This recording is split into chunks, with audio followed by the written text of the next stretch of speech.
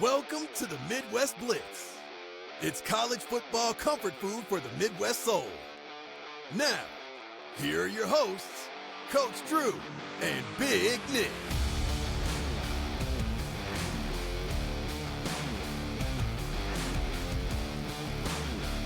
Welcome to another podcast at the Midwest Blitz. Yeah, yup. We got a lot to cover this week as Notre Dame plays Texas A&M. Ohio visits Ohio State again. We talked about that in the preseason. Just wait till you see. We also got some SEC national coverage. Boo. But we'll cover them because they're big games, and there's a lot of good games this Saturday. It's going to switch to the Midwest soon, sooner than later. But let's get right to it. We're going to talk crap about the AP. So let me take you into how my day started off. And it started off with a text to Nick. I woke up today, I had PDs at school, and I roll over and I open my TikTok as I normally do, most millennials and people my age do. And I'm scrolling through, and DraftKings shows me something about the AP, and I'm like, oh, the AP, we just talked about the AP. Well, Haley Sawyer, not to be mixed up with the Sawyer that graduated from Ohio State and won a national championship, but another Haley Sawyer, who I'm assuming is a sports journalist or something of that nature. I didn't go too deep. Or something. Shame on you. DraftKings reported this, which is oddly enough funny. But she, as an AP voter, she voted that Florida should move up 2 slots in the AP after losing to University of South Florida, which we'll be previewing later against Miami. UCF did not get ranked on her list. And Clemson moved from 5 to 23 or something of that nature, moved all the way back to there on her ranking. Okay, here's the thing. As we mentioned again on the Midwest Blitz, as you're honest, right, we're very critical about what we're reporting. We do have biases, but we try to keep those in check at the door, okay? I'll be honest with you. Notre Dame lost to Miami. If I'm an AP voter, I'm not putting them ahead of Miami, right? I'm not putting them all the way back in the 20s, probably right where they were 9 or 10. I mean, that's just me being honest. But I'm not going to be like, oh, well, we played Miami. We lost. Great job. Now we're gonna move from 8 to number 3. What's going on, Nick? You wanna add some spice to that? Well, we did have a conversation in our preseason podcast about the coaches poll versus the AP poll, and some people, including my late father, told me that there is merit to the AP poll versus the coaches poll because the coaches are not necessarily watching and scouting the teams who they don't play, who are not in their conference. But this video that you're talking about from this AP voter who, in a very nonchalant way, said, well, I don't really want to talk about the methodology I use to cast my votes, kind of shows why people are skeptical about the AP poll because you have non-football people voting. So it's kind of like when you have a family NCAA tournament pool and then your little sister's cousin just picked all the teams that had the color blue because they like the color blue, and then they make the Final Four and they're like, hey, I'm a genius because all my blue teams made the Final Four. It makes a mockery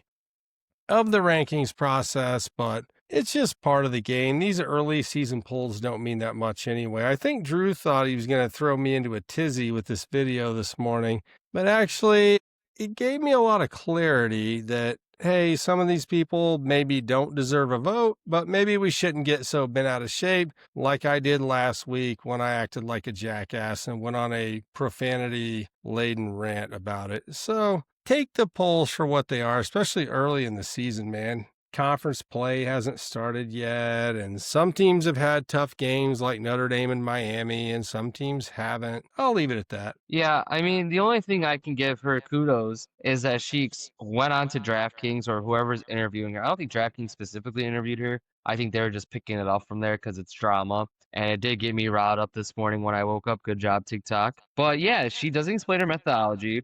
She at least went up in front of everybody and said, hey, this is what it is. She then also points out that there's other people in the AP, which also clarifies some other things that have biases. I mean, it reminds me of the Hall of Fame when Ichiro got anonymously voted for to be in there. Everybody voted yes except for one person, and Ichiro goes up to his Hall of Fame speech and goes, I want to eat dinner with that one person who said I shouldn't be in the Hall of Fame. Not because out of spite, but just out of curiosity, what was his methodology? And so, again, that's why we're going to talk about once we get closer to college football with the playoffs coming out and everything, once we get closer down the line, which I hope you guys are going to be here with us because we got a long season. We actually might have some boots on the ground here on Saturday, Texas A&M and Notre Dame.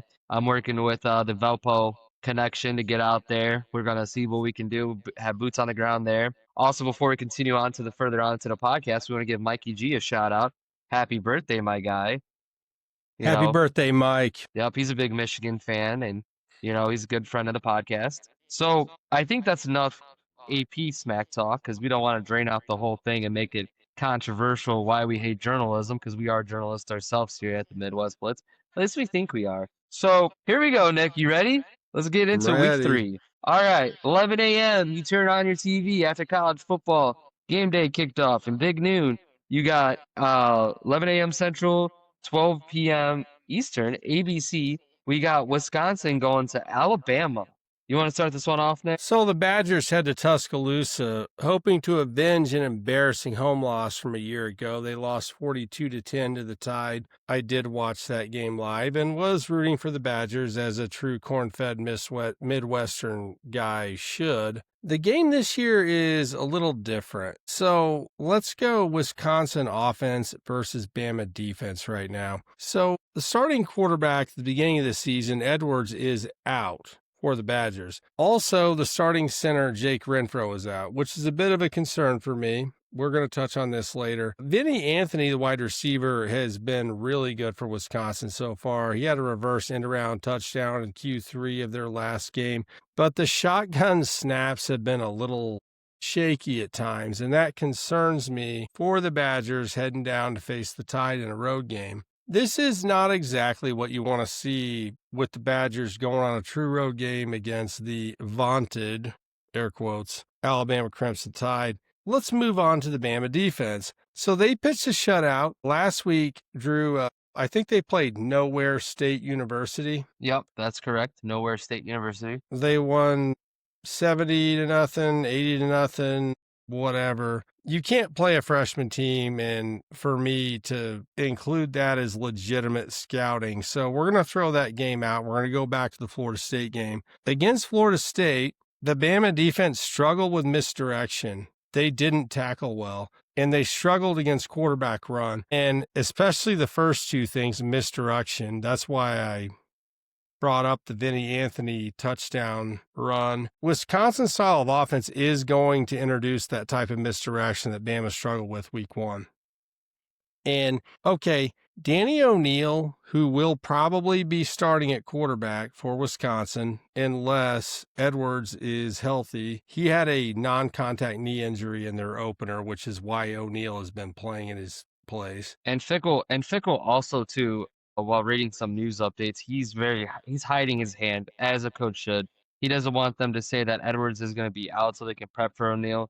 He's trying to at least show, but as we know for the Midwest Blitz, it's not looking good for Edwards. I don't think he's going to play. We'll see. But Danny O'Neal for Wisconsin as a quarterback, he's not as athletic as Castellanos was for Florida State when they whooped Alabama's ass, but he is a capable runner. He is aware enough to scramble when the opportunity is provided, and that's something that the Crimson Tide struggle with. So all the things Wisconsin do well so far offensively. Now, look, Wisconsin's not putting up 100 points a game. I'm not touting Wisconsin's offense as being some juggernaut, but I think stylistically this is a good matchup against what Alabama has struggled with. So I'll move on to Bama's offense against Wisconsin's defense. So forget about the 73-0 win last week. Alabama had 30 runs for 87 yards. I'm adjusting those stats for sacks, which in college football are a minus on the rushing statistics. They had 30 runs for 87 yards against Florida State. And Alabama offensively, their offensive line had trouble blocking Florida State up front. And I'm telling you this week, I don't know if Florida State has the greatest or just a mid-level defensive line, but what they see this week against a Wisconsin team that has 9 defensive linemen who weigh over 300 pounds is going to be way closer to what they saw against Florida State than it was last week when they played Sisters of the Poor. So Alabama is not going to come out and just run the ball up Wisconsin's butt the way a lot of Alabama fans might like them to do. Wisconsin has only allowed 67 rushing yards in 2 games, Coach Drew. Now, okay, they played Miami, Ohio week 1. I know I don't want to bore you guys too much with the details. Wisconsin has not played 2 Sisters of the Poor teams. They played a MAC team, and then did they play Middle Tennessee State? Yeah. They're not playing Division II teams. When you allow 67 yards rushing in 2 games, your defensive coordinator should at least be bought a steak dinner. What this means in relation to this game, I don't care how talented you are or are not. If you're that good against the run, 67 yards in 2 games, you are disciplined and you have some beef up front and you've got some guys that love to fucking tackle. Wisconsin is going to be tough to move the ball against, and the advantage for Wisconsin's defense in this game is they won't have to defend the run against a mobile quarterback the way they did last year. Ty Simpson for Alabama, no hatred against him, is not the same running threat as what the Tide have had in the past. The Badgers are going to give them trouble on the offensive line running the ball early in this game. Yeah, absolutely. Wisconsin's allowed 10 points. I'll agree to that, and it's against Miami, Ohio, and Middle Tennessee, as we just discussed. Wisconsin, my biggest thing with Wisconsin right now is, can they actually go back to the old Brent Bielema days, right? Can they play old school Wisconsin, J.J. Watt football, the Watt brothers, right? What about Barry Alvarez football? That's what we would like to see out of the Badgers. Absolutely. I mean, we need to see some corn-fed boys going up there, stocking up the line. I mean, they are playing Alabama. Alabama this year they're going to be hunting for blood. They let FSU beat them. Well, they went on the road and they got beat, but they're going to be hunting for blood. Alabama's going to be at home. Vegas is giving them a plus 20.5. Where are we at with Drew's picks right now? We're about lukewarm. Okay, and I'm going to tell you why we're lukewarm. 20.5, that's at least 3 touchdowns or 3 scores. But if Bama scores 3 touchdowns and Wisconsin scores 0, that's 21. They have to miss an extra point or something in between there. Why this is important, as a live bet or going into that morning on Saturday, because we're recording this earlier in the week so you guys can get your previews and ideas going. If you see that line move anywhere between plus 22 and above because people are hammering Alabama, you see a 4-score game. You gotta bring out your pirate sword and you gotta bring in your loot, right? And you got to put your money where your mouth is and bet on Wisconsin. Those corn-fed boys are going to lock them down. Now, Bernard, their keys to the matchup, Bernard's going to get open a lot, number 5. They have to prevent that a lot. Williams is concussed.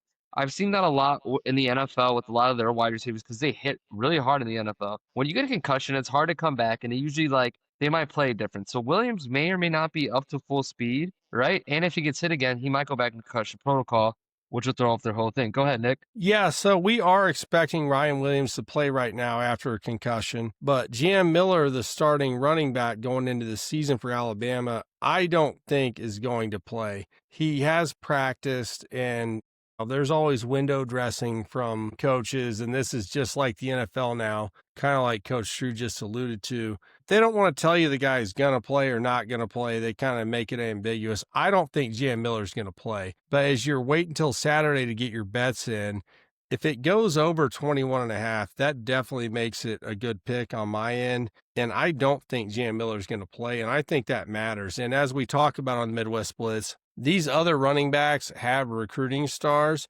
Coach Drew, how many points is a recruiting star worth, whether it's 1 star or 5 stars? I'm going to go with 0, please. Ding, ding, ding, ding. Correct. If Jam Miller doesn't play, he's the most experienced back for Bama. This Wisconsin defense has been stout against the run. We're really hunting this. I want to see how this line moves as we move forward into the week. As we said, we're recording this Wednesday night. Yeah, DraftKings, again, is trying to bait you because it is a 2-score game. They score 14. If they kick a field goal, they don't get the 20.5. But scoring 3 touchdowns is what they're trying to trick you at.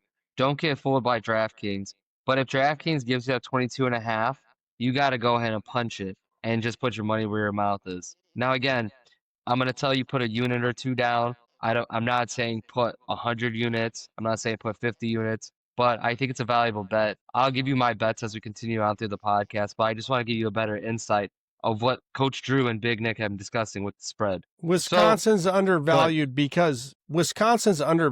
in our view because their defense has been so good against the run. I just want to point that out. Yeah, absolutely. We're gonna go head on to Georgia plays Tennessee. This is a number 6 Georgia playing another ranked team, Tennessee. This is gonna be playing at 2:30 Central Time, 3:30 Eastern Time, ABC. This game would be the conclusion after you win that Wisconsin bet that hopefully that line moves up because we helped you. Not saying Wisconsin win. Remember, we didn't say money line, we said spread, everybody. Relax. If they win, they win. We got Georgia and Tennessee. Me and Nick have been going back and forth about this, but Nick has some really good insight. I'm going to let him lead again. So Tennessee's had a balanced offense. I'm going to lean on the Syracuse game and not lean on the other game where they padded stats against a weaker opponent. Tennessee had about 250 rushing yards and 250 passing yards against Syracuse, but kind of struggled against the passing game against Syracuse, which I would say Tennessee should be more talented than Syracuse. Syracuse always has a good passing game, so we want to throw that out there. Drew, did you give me some intel about the Tennessee cornerbacks? Yeah, both of the projected 2 cornerbacks to start the season for Tennessee are out. They had a transfer sophomore coming in from Colorado who played pretty well, and then they also had a freshman cornerback who's also did pretty well for Tennessee. Now, those are both underclassmen, right? And we're not saying underclassmen can't play. We've seen this is college football. Many people do amazing things, but going against an experienced Georgia team, at home, a lot of pressure is going to be there to make sure you execute. I don't know.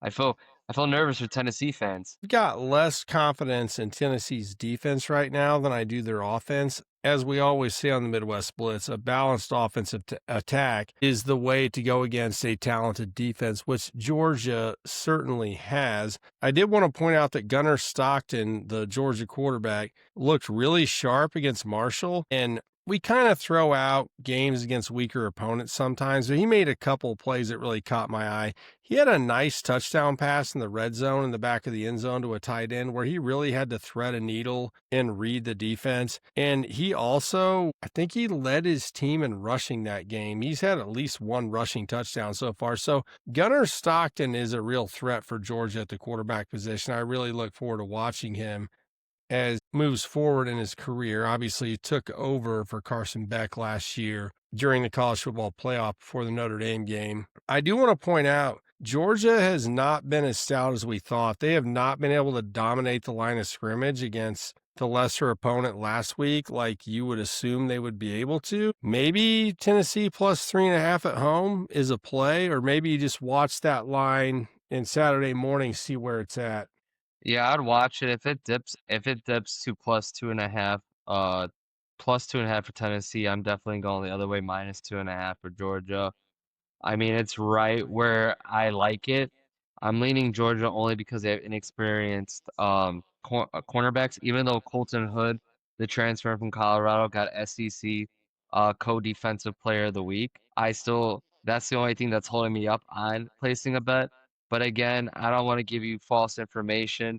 Whenever there's an SEC's team, we've always seen big upsets, and I just don't feel safe with it. If you want to place a unit or 2, in my opinion, I would go with Georgia minus 3.5 is my bet. But if it shifts a few points, 1.5 in Tennessee's direction, you might change your pick. Yep, I would. You want to move on to USC Purdue real quick? Yeah, absolutely. We can go there right now. So the Trojans head to beautiful West Lafayette, Indiana, one of the most wonderful campuses on God's green earth, to face the Purdue Boilermakers under new head coach Barry Odom. I'm going to say this. Purdue is clearly better and clearly better coach than they were last year, which is a major compliment from me as an IU fan to Purdue. I'm not handing out roses and candy for no reason here. This team is way better coached, and at least on the defensive side of the ball, executes way better. So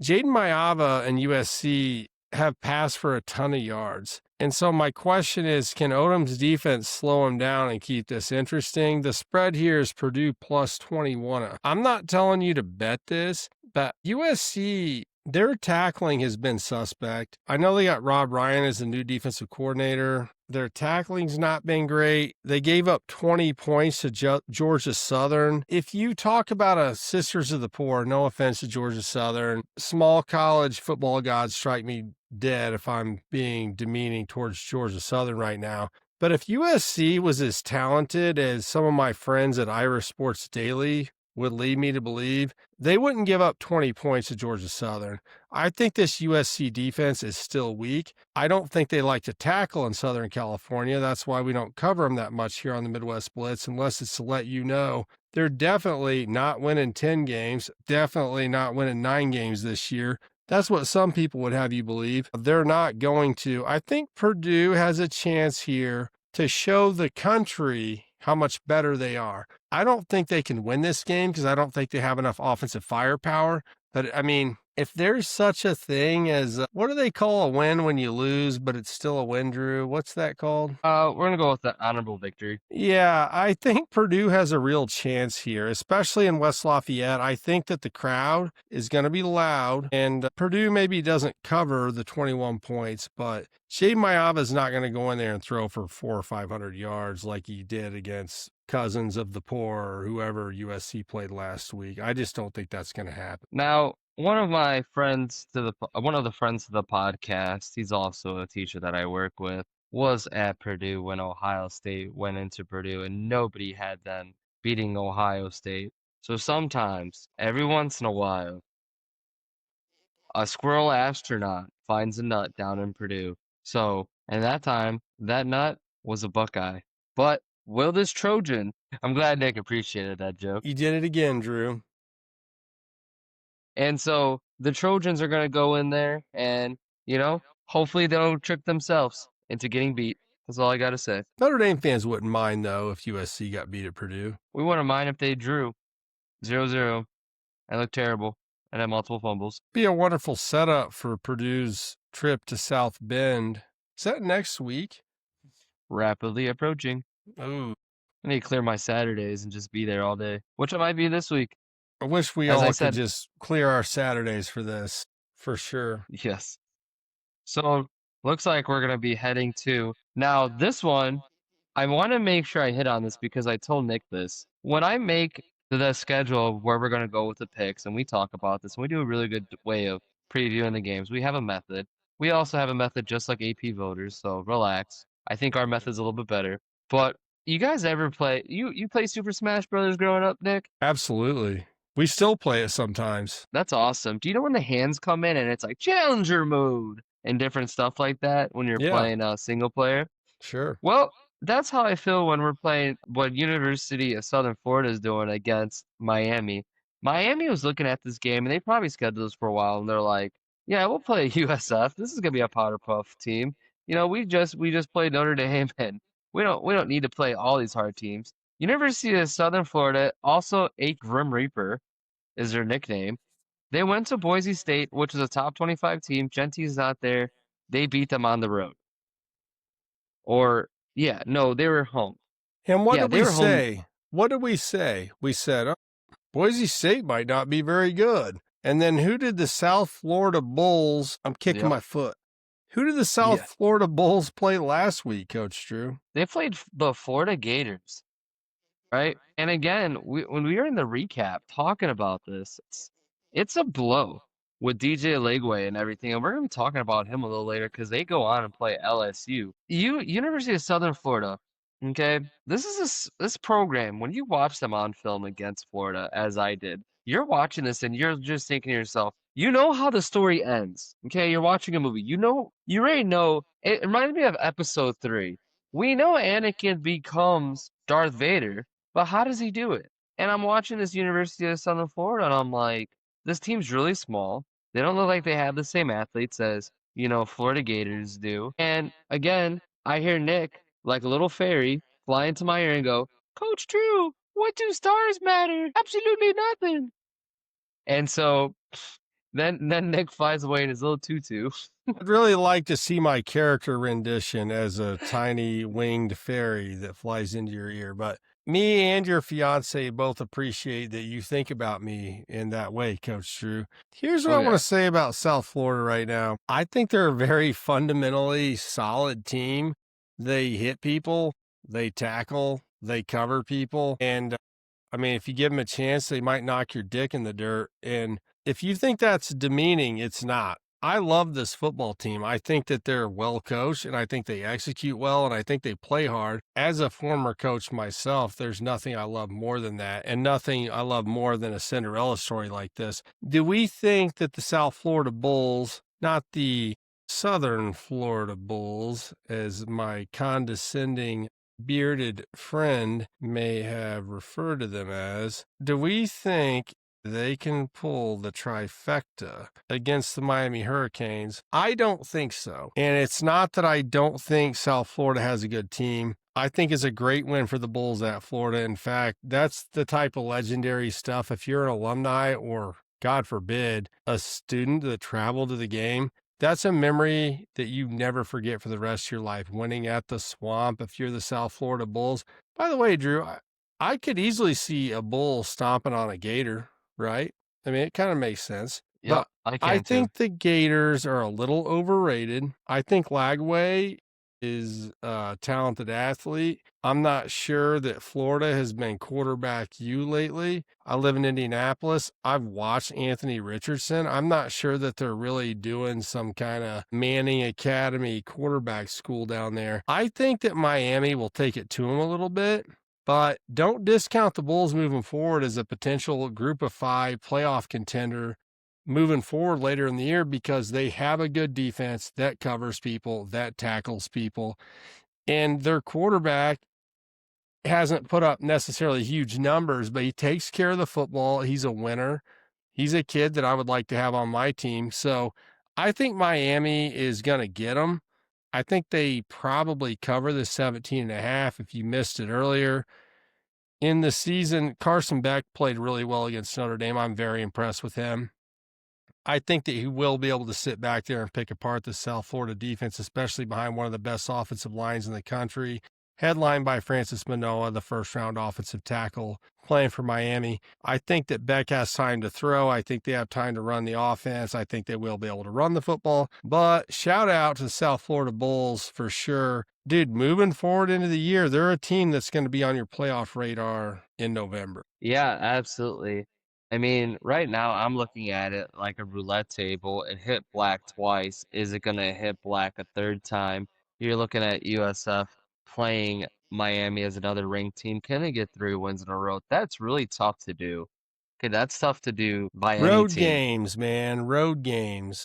It is tough, but man, if they pull it off, it's going to be one of the best Cinderella stories to follow throughout the year. It already is, to be honest with you. Yeah, I mean, USF has they're collecting paychecks by playing these teams and quite frankly beating them too. I mean, I thought it was kind of crazy. I don't know how if this is at every Florida game or maybe because they didn't respect USF as much, but I just find it funny that, it reminds me of like an adult intramural sport where 2 teams are next to each other after a game. You got people wearing the green jackets for USF going, "Yeah, we whooped their ass, blah, blah, blah. Hell yeah, we did it, blah, blah, blah."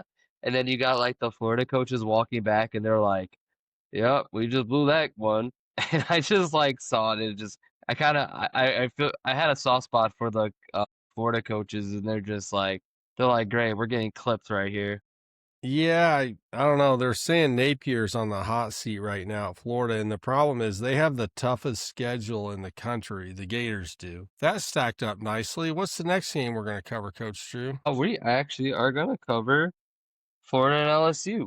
Ooh, man. It's hot down there in Florida. It's so hot we're talking about it on the Midwest Blitz right now. Yep. So, if you guys missed it, we don't love Bayou Brian and LSU so much here on the Midwest Blitz with our Notre Dame ties, but we got Florida plus 9.5 at LSU. So if Florida thought it was tough sledding at home against South Florida, wait till they get to Baton Rouge. What do we think about this, Coach Drew? I want to point out some notes I had for LSU's game against Louisiana Tech. They had a sloppy offensive performance against Louisiana Tech in a 23-7 win. Now, Drew, have you ever seen a movie called The Water Boy? The Water Boy? Water Boy? That's basically what this game is supposed to be. Nussmeier, who I'm on Team Nussmeier. I think he's one of the most talented, best quarterbacks in the country. But Nussmeier's beautiful performance against Clemson is a little bit smudged by this. He had accuracy issues against Louisiana Tech. And I mean, early in the game, he had about a 10-yard out route where the guy had to stretch and reach out for it in such a way. The guy was wide open, by the way, where it just looked like Nussmeier wasn't really locked in. Weston Davis, who we gave a game ball to when they played Clemson, he allowed a sack. I mean, he got absolutely burned by this La Tech guy, which, dang it, Drew, I should have wrote the kid's name down. He should have gotten a shout out on here, but LSU just looked sloppy. This game was tied with about 12 seconds to go in the second quarter. Aaron Anderson for LSU, by the way, is still a dog. And Barian Brown, the wide receiver for LSU, is also a dog. But as I wanted to jump on LSU's coattails behind Bayou Brian, I'm just not sure if I can. Florida plus 9.5. Florida looks sloppy against South Florida. Lagway threw a bad interception, sprinting out to his right, throwing back across the field on a post or a seam route. A thing that, they teach quarterbacks not to do in junior high. This could just be an ugly, sloppy mess, a swamp mess. I mean, just a mud wrestling match. I'm not really convinced that either one of these teams is going to do well, especially Florida. LSU showed the potential against Clemson. Florida has not showed any expression of their potential, losing to South Florida in the manner that they did. What say you, Coach Drew? Well, Bayou Brian not keeping a good lead against a team that they're supposed to beat. Never heard of that when he was at Notre Dame. I mean, Bayou Brian. Let's just start here with Bayou Brian. Dear Bayou Brian, our sincere apologies that we did not pick you against Clemson. Signed, your long-lost friends, the Midwest Blitz. Just kidding. Signed new Florida Gator fans at the Midwest Blitz. Absolutely. When you're looking at this game and they're giving Florida plus 9.5, I mean, I can feel like DraftKings, and that's where we get all our bets from, the stats from is DraftKings. When we're looking at DraftKings, the plus 9.5, that lets me know that they don't have any faith in DJ Lagway, and they feel like going into LSU after they just use the USF, they think that LSU is gonna run away with the 2 score, and I do see LSU covering that 2 score. I don't think Lagway is gonna take care of the ball properly. Napier's on the hot seat. They're going into a contested LSU area.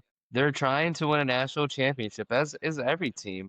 But early in the season, you got to get points. Florida right now has one of the toughest schedules right next to Wisconsin in the whole country. And I don't see, this is not good. This is not good for Florida, honestly. I'm sorry, Hector, but it's hard for me to say that Florida's going to cover that plus 9.5. Even though LSU didn't do well against Lane Tech, I think Bayou Brian's going to draw something up and just take care of business at home, Nick. I don't trust either one of these teams as far as I could throw an alligator or a tiger.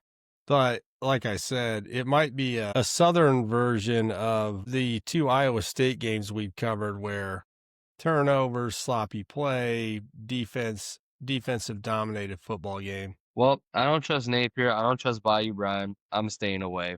But I can see the logic behind DraftKings, and I hope I gave you guys some insight if you do want to throw a unit or two.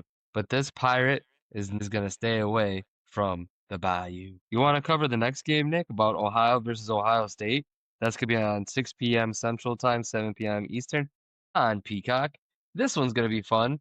You guys are going to enjoy it. I'm going to enjoy it. Take it away, Nick. Okay, so Ohio Bobcats go to Ohio Stadium to face the Buckeyes, the number 1 ranked team in the country, the Ohio State University, the vaunted Buckeyes. So let's go offense versus defense, Ohio Bobcats versus Buckeye defense. If you haven't been watching us and you haven't been paying attention to the Ohio Bobcats, Parker Navarro is one of the most underrated players in the country. He did have 3 interceptions in his last game. I find that to be kind of a fluke. Take this for what it's worth, but I am going to throw some dimes on my opinion here. If Navarro takes care of the ball and Bangura at running back can have some success in the first half, I'm not saying running all over the yard, but I have faith in Bangura at running back. I have faith in Parker Navarro at running back and in this Bobcat coaching staff. If Ohio can move the ball, run the ball, move the chains a little bit, I think they can score some points. The over-under first half points was 3.5 for Ohio. I think they're capable of beating that, even if it's just 2 field goals. They go against, obviously, a terrific Ohio State group who played Sisters of the Poor last week. Against Texas, they were obviously great. There's a reason why they're ranked number 1 in the country. Ohio State has to account for Navarro in the passing game and as a runner at the quarterback position, and that is not something they've seen yet. And I'm going to say this, and I mean, this isn't a hot take.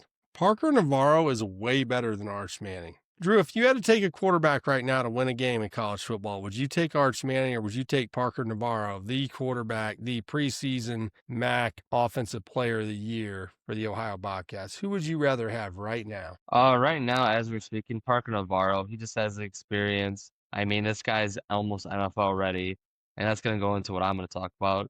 But you can keep going, Nick. I'll wait a second. I won't drag it out too long. I am interested to see what you have to say about this game.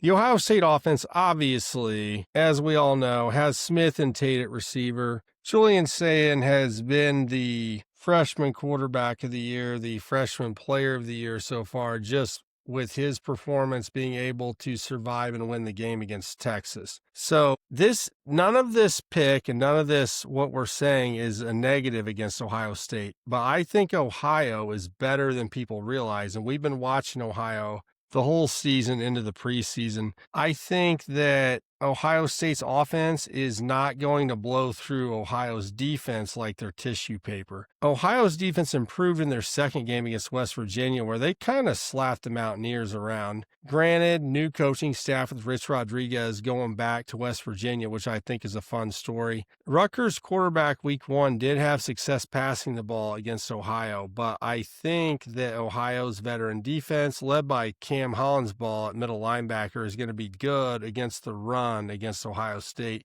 And the defensive back group of Ohio is not just going to let Smith and Tate and the tight end that transferred from Purdue, Max Clare, right, Drew? Yeah. They're not going to just let these guys run past them on go routes. They're going to keep the ball in front of them. They're going to make it manageable, and they're going to stick around for a half. So my bet in this game this week is Ohio plus 18.5 in the first half. I think in the second half, it might get out of hand. Ohio State might blow the scoreboard up a little bit, but I expect this to be within the 18.5 first half spread going into the break. Yeah, absolutely. Again, let's remind people, Ohio won the MAC last year. Parker Navarro is going to be a quarterback that's going to be on the NFL draft boards. I wouldn't be surprised if there's going to have some NFL scouts there to look at Parker Navarro and other people. This is his shot to basically build stock for the NFL. Okay, his schedule does not whenever you go against the number 1 team, I mean, there's scouts that are probably scouting Arch Manning, even though he's not even close to getting drafted yet, but they just want to see him in those big games. Well, they're going to be there. If people believe in Parker Navarro, which we do, they're going to be in the stands saying, hey, what can this guy do against some pro potential players? Ohio State does develop pro potential guys in the defensive area. The mascot brawl, did we talk about that? I think we need to talk about it again. If we didn't, let's just talk about it. Last time Ohio played Ohio State, the Buckeye got a little rattled because a Bobcat came up and popped him. All right, and that's exactly what I think is going to happen at DraftKings because they didn't respect us here. Okay, Nick is giving you the safe. We'll call it the safe. This is you're putting your money in a market that's safe. Long term, you take the first half. Was it plus 18.5, right? Then you look over here and you go, okay, what is Coach Drew thinking too? Because Coach Drew has to have an opinion. I 100% back up Nick. I also 100% back up this next pick I'm going to say, and I take them plus 31.5. Okay, and here's why. Ohio State, with all the whistles and everything, they're going to, I can see it in the third quarter, they're only leading by 21. If they're leading by that amount by the fourth quarter or third quarter, fourth quarter, they're pulling out their guys and throwing in the secondary. They have to catch lightning in a bottle early to keep this up. Ohio State knows they can't get their guys injured, and Ohio's going to want to prove something. Parker Navarro's going to want to prove something. That defense wants to prove something.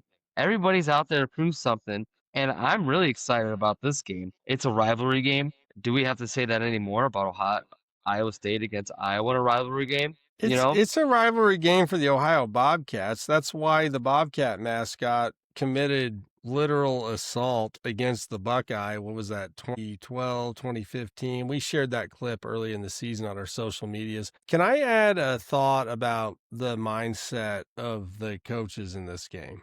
Yeah, go ahead. Ian Day, if he gets a lead, is not going to go out there and just keep pouring it on necessarily. If it's close, he wants to get in and out of there with a win. He'd love to win 100-0. I'm not saying that he's soft on blowing people out or anything like that, but I think the Ohio defense is going to make this competitive enough. And against Texas, when the game was obviously that game was close the whole time, but if this game is reasonably close, Ohio State will run the ball in the second half. I like the first half spread, Ohio plus 18.5, like I said, but the 31.5 point spread is not out of the question either by any stretch. That's one of Coach Drew's pick of the weeks is the plus 31.5. And they've taken the first half, which is plus 18.5. So if you guys are looking for bets, those are bets that we are looking into and are very interested in. Is there anything else you want to add about this Ohio matchup, or should we head down to South Bend, where I may be this Saturday? Let's go to South Bend, Coach Drew, one of my favorite places to watch a football game. So the Texas A&M Aggies head to South Bend as Marcus Freeman tries to keep Notre Dame's college football playoff hopes alive, and that's not an exaggeration. What more could fans ask for in a second full week of the college football season? This is as close to a week 2 must-win game for Notre Dame as it could be. What do you think, Drew? Yeah, this is definitely, Notre Dame started at Texas A&M on the road last year. Nobody gave them a shot. They ended up winning, and that's when they unfortunately lost to NIU in week 2. This year, it's hopefully reversed. We lost to Miami in the first week. Hopefully, we can defend our own holy sacred ground in week 2, or week 3, but our second game. This is a huge matchup. If Notre Dame loses to Texas A&M, you can kiss the rest of the season goodbye. I mean, we have one of the best recruiting classes for 2026, but I do want to keep the momentum going at Notre Dame. So hopefully, by the gracious of Touchdown Jesus, we pull off a Saturday night miracle, Nick. I certainly pray to Touchdown Jesus and the 8-pound, 6-ounce baby Jesus from Talladega Nights that they do pull it off, but back to why this is such a critical game for Notre Dame. On paper, their 2 toughest games of the year are Miami, which they lost, and A&M this week. And later in the season, Boise State has already dropped in stock in terms of later in the year because of their loss to South Florida. Isn't it funny how all these teams lined up this week? Yeah, perfect preview. And that doesn't mean that Boise State's not any good. I'm not trashing Boise State. This is must win in terms of strength of schedule clout for Notre Dame.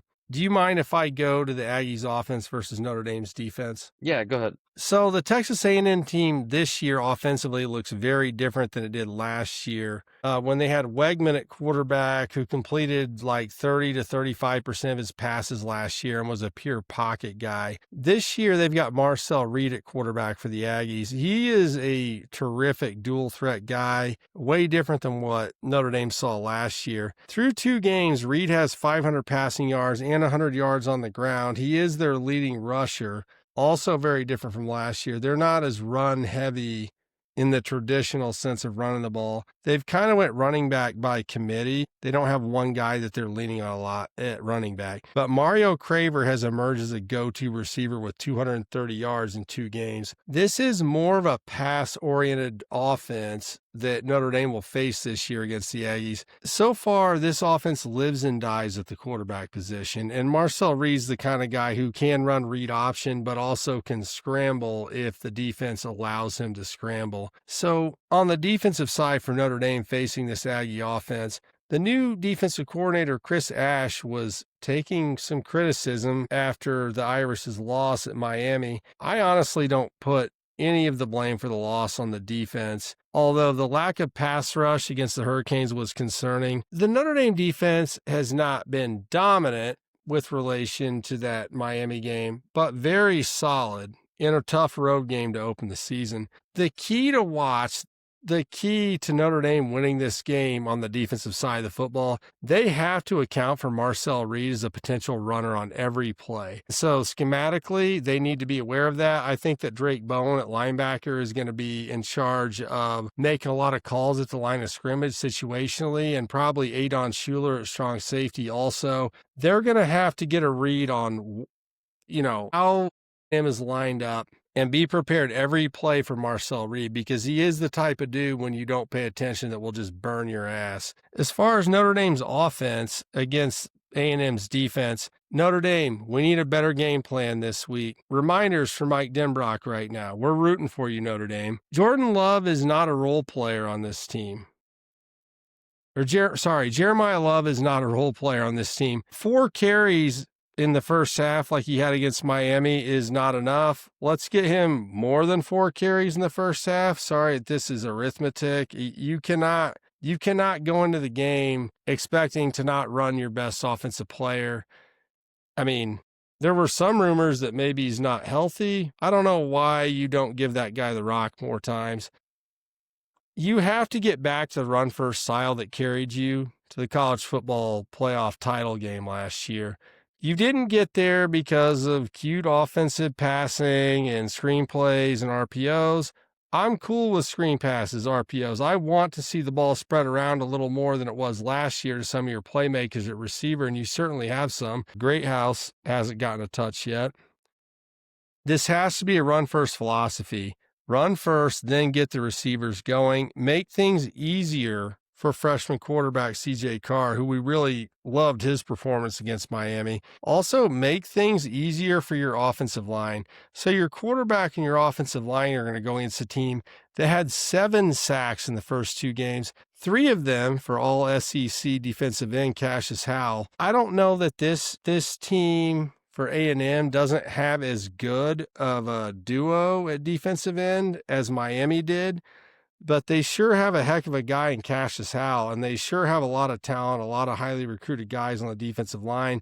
Their pass defense was rated number 6 in pass defense rating by Phil Steele last year, and it could still be a top 10 team this year, led by Will the Blanket Lee at cornerback. Drew, if I'm a quarterback or an offensive coordinator, I'm not trying to throw the ball at a guy whose nickname is the Blanket by his teammates and coaches. I will say this about A&M. They haven't had any interceptions so far. Also, they have given up some points. They've been kind of middle of the road against 2 mid-level opponents. Not terrible opponents. They're 47th in pass defense and 80th in run defense so far, but their third down defensive percentage is 23%, which is good for third in the country through 2 weeks. So you don't want to get in third and long against these guys, which is why the Irish need to run the ball. My key to watch and the key for victory for Notre Dame is they have to establish the run early. Use the run to set up the pass, not the other way around, which is what they tried to do last week, which is what got them in a hole against Miami.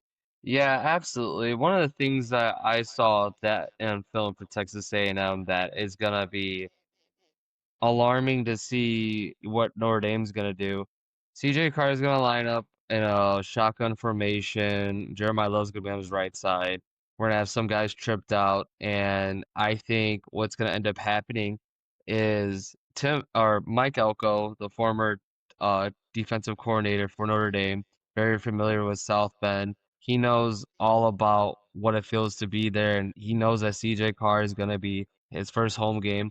He's going to load the box. Okay, this is going to be key. He's going to load the box. He's going to put like more than 5 to 6 guys in that box, and he's going to say, "All right, we're blitzing. Are we not blitzing?" Here's the thing with CJ Carr. CJ Carr has to be ready to either tell the assignments and just know, give the ball to Love. Okay, he was criticized for that against Miami. We went back and forth. Me, Nick, and our Notre Dame insider. We were going back and forth about this. We didn't like the bubble screens and all that. There was a video about CJ Carr saying I need to take care of the RPOs better. But at the same time, I still feel to this day that he was told to throw those spots, and that was just him trying to take ownership of the situation, which he needs to do. So if he is having troubles with the RPO, no, you're not running the ball, CJ, because you don't know how to slide. Number two, hand the ball to Love, Price, Williams, Jesus, whoever's in the backfield, because Notre Dame has running backs. Let that work for you early. Let them get out of the box. Let them play coverage. Still run the ball. When they go back into the box, throw the ball deep. You got to keep them guessing. The last thing I want is we just do bubble screens or we throw to the sticks like Iowa and we just do the same plays. I mean, we got to keep them guessing. Right, Nick? Yes, and I want to throw in on my summer analysis and scouting a run pass option, which, Drew, I told you that wasn't a run pass option. Well, the two plays that Notre Dame had turnovers on were on that screen pass look that then in media availability, CJ Carr said it wasn't run pass option, as you just alluded to. And he said he thought he had a clean throw look. Okay, 2x2 receivers, two receivers with two guys in man press coverage is not a clean throw look. I'm not Bill Belichick. I'm not Bill Walsh. I'm not the world's greatest football coach. That's easy football 101. So if it really was an RPO and he thought it was a clean throw look, as he said, we're not putting this on CJ Carr. I'm putting it on Mike Denbrock. How the hell does he think man press coverage is a clean throw look? Something doesn't add up here. Somebody's confused. It might be the quarterback, but I'm not blaming the redshirt freshman quarterback. I'm blaming Denbrock. They got to come out, hand the ball off, and then incorporate the wide receivers after they establish the run, or they are going to be screwed in this game. They should cover. It was 6.5. I saw it's up to 7. Texas A&M getting 7.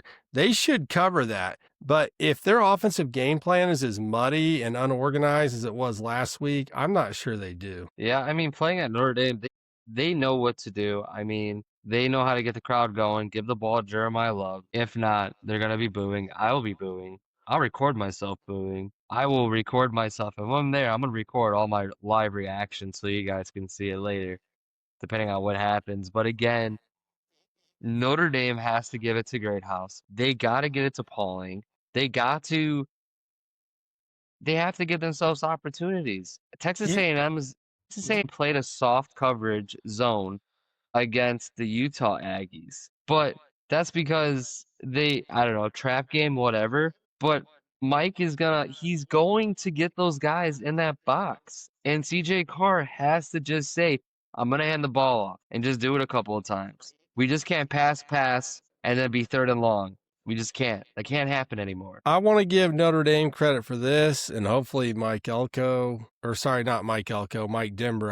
credit for this. They've had 2 weeks to prepare for this game. They've got 2 weeks worth of scouting film on Marcel Reed. Account for the quarterback as a runner. Keep the ball in front of you on defense. I don't think the Aggies, they have at least not displayed an ability to run the ball in a dominant fashion. On offense, run the ball. Take a lead early, even if it's a 1-score lead, and then make A&M throw the ball and let your defensive backs eat. Yeah, absolutely. That's about all I got for Notre Dame. Do you want to add anything else? Go Irish. Go Irish. Well, we're almost closing up to our Midwest Blitz time, but we wanted to mention also a gambling segment, and we're going to call this Drew's Bet Corner, where I tell you guys some picks, and I'm going to run it down, and then Nick's going to give you some commentary for it. So again, we're just going to recap some of the picks that we gave earlier. One of the picks that I gave was Ohio plus 31.5 spread versus Ohio State. Nick also mentioned he wants the first half plus 18.5. So you can go on DraftKings and go ahead and place that. There should be some no sweat tokens there if you're not feeling frosty with it. So always make sure you're using those. That's a better tip for you guys. Yeah, no doubt. And always check the lines, because if we tell you we like something and that line moves up higher to 33 or anything, you want to bet. If for whatever reason that 31 drops to 28, 26 or something like that, you want to stay away. We're taking it at 31.5. Another game, if you're a Pirate and you want to show your sword, you want UMass to cover plus 35.5 against Iowa. The reason why we're doing this is we understand UMass is one of the least best programs, and it's also a MAC team in the nation. But to get plus 35.5, you have to score, which Iowa tends not to do lately. And also, here's another fun fact about Iowa. Unless something happens where they just start throwing the ball and they just start lighting it up, a coach that's old school, that's been there for 25 plus years, he's not going to run up the score. He's not. He's going to score 21, 28, and he's going to park the bus. That's how you cover that plus 35.5. DraftKings doesn't know what to do. That's another cookie. That's more of a Pirate bet.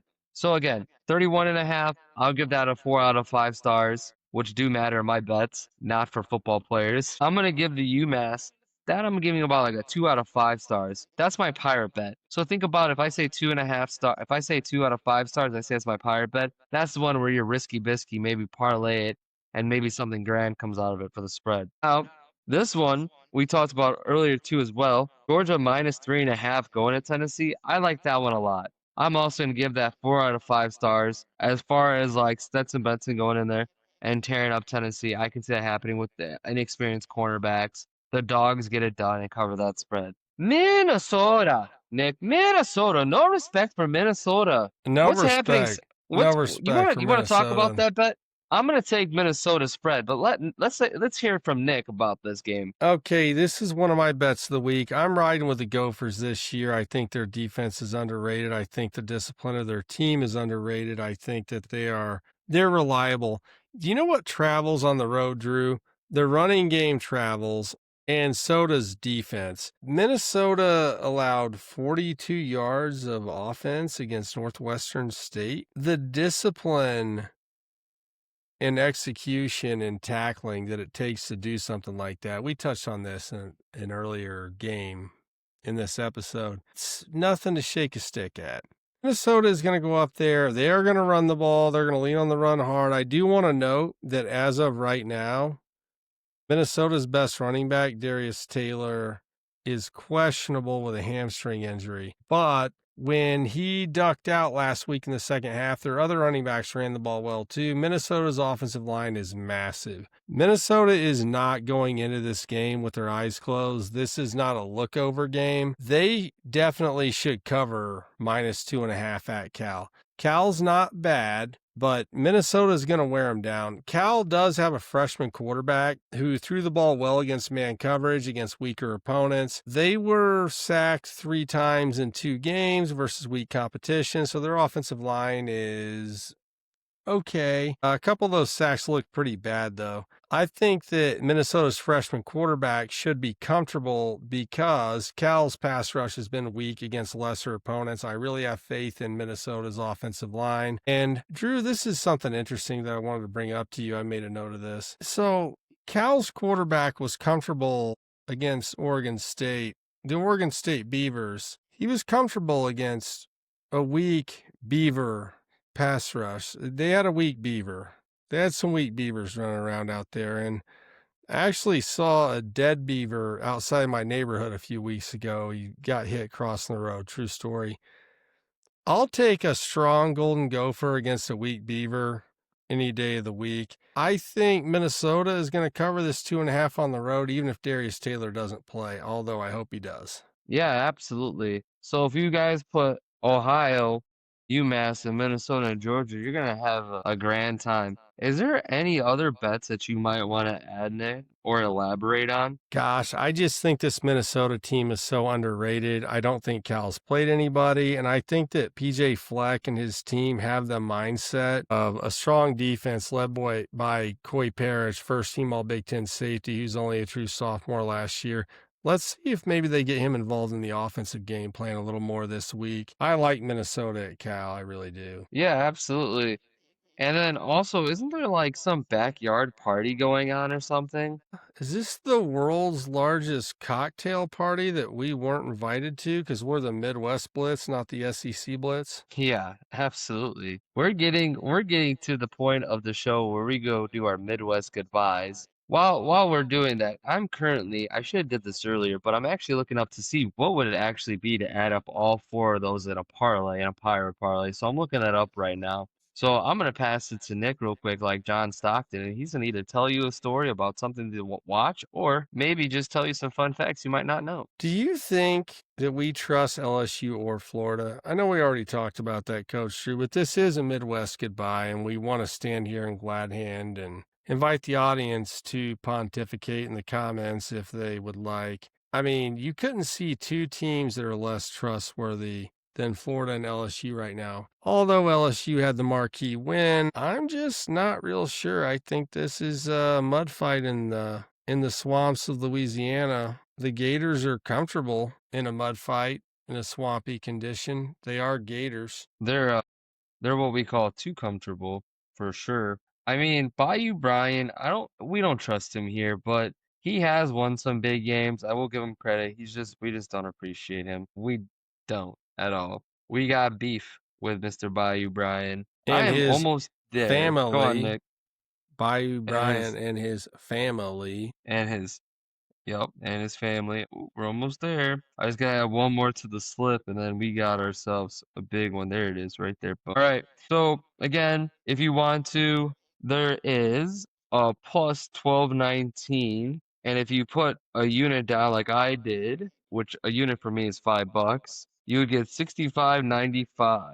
So there you go. So that's a little one. Plus 1291 isn't too bad for those 4 picks. Again, with parlays, always responsibly gamble. Whenever you add more than one leg, please understand that the probability goes to Vegas way more than it does to you, even though you feel like you're gonna win. But when you're a pirate, you just do what you need to do to win. Isn't that right, Nick? It's a pirate's life for Coach Drew. I do think that would make for an interesting parlay. And a couple of these games maybe will not be close in the final score, but will be closer than Vegas has projected them for sure. Yeah, absolutely. Well, it's that time of the show for the Midwest Blitz to say goodbye. Is it time to sign off, Nick? This is Big Nick signing off for Coach Drew. This has been another Midwest Goodbye brought to you by the Midwest Blitz. It ain't the first and it won't be the last, baby. We'll see you next week. Happy gambling. Yep, let's go ahead and go to the garage and get a refrigerator beer. That's right. See you guys later. See you, fellas.